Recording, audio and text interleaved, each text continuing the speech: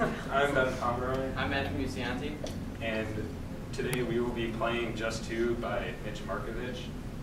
And one thing I like about this piece is how the two parts are different, and sometimes they're playing at separate times. But then, like in the middle of the piece, they come together and play the same rhythm, but then they split off again and then come together.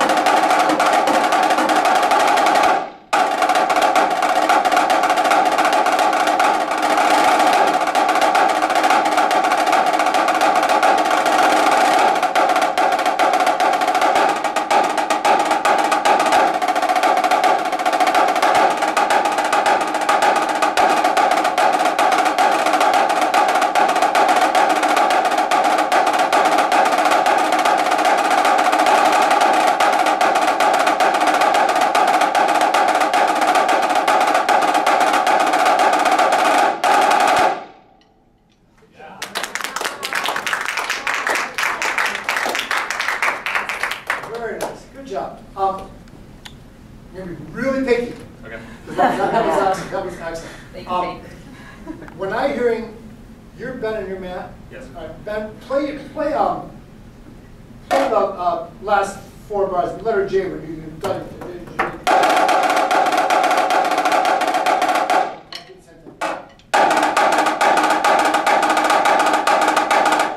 That time it sounded better. It seems like your diddle treatment was a little more concert-y. But that time it was really good. So I wanted to make sure that you were matching what number one's playing as far as, because usually what happens is he gets a chance to play it first, and then we as number two, we have to match whatever he does. You know, and if he screws up, well, you better screw up. Because it's got to sound the same. Really, really well done, gentlemen. Very cool. At number 9, I know you guys don't have music, but at number 9, when you're doing the flapping, and he's going jiggy, jiggy, jiggy, jiggy, jiggy, jiggy. They're both written piano, right? But the 16-tone part's got to be more important. So your piano is actually going to be pianissimo, maybe, just to make sure that you always, you have to show your level of recognition as far as what's going on around you. And when it flip-flops, likewise, you got to return the favor. So it's just classic duet writing. I mean, Markovich wrote this in '66. I mean, I think I played this thing. So, in fact, I know I did. So it's a really fun piece. It's amazing. It's still around, and it still gets a lot of play. And it's got great stuff to it. Really nice job on the Swiss slam trumpets. That's what usually kills guys on this thing. You know, that bags most people right out of the ballpark. So keep working on those, because that was very, very well done, especially when he writes the piano. You know, that thing in letter C, when it goes, goes in piano up to double forte. Make sure you stay in the middle of the drum. Now, that one thing you're doing, and I would suggest maybe considering, put your 6 on like you're going to play. and I mentioned this to one of the soloists just a few minutes ago. Let me borrow your 60%.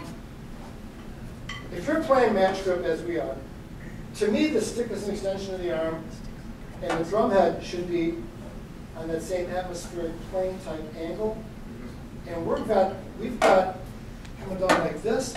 I mean, if I were you at your height and stuff, you'd be playing right here. Of course, you'd be facing the wall. That'd be but that's, see, this way, you're getting a nice stroke here, as opposed to coming in down on the head like that.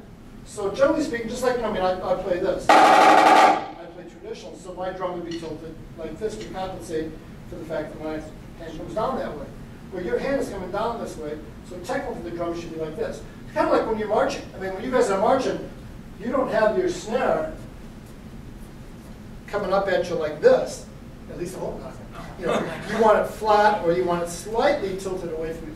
It's just a matter of physics more than anything that'll allow you to get more bang for the buck out of your stroke. All right? Nice job, you guys. You really played well. That was fun.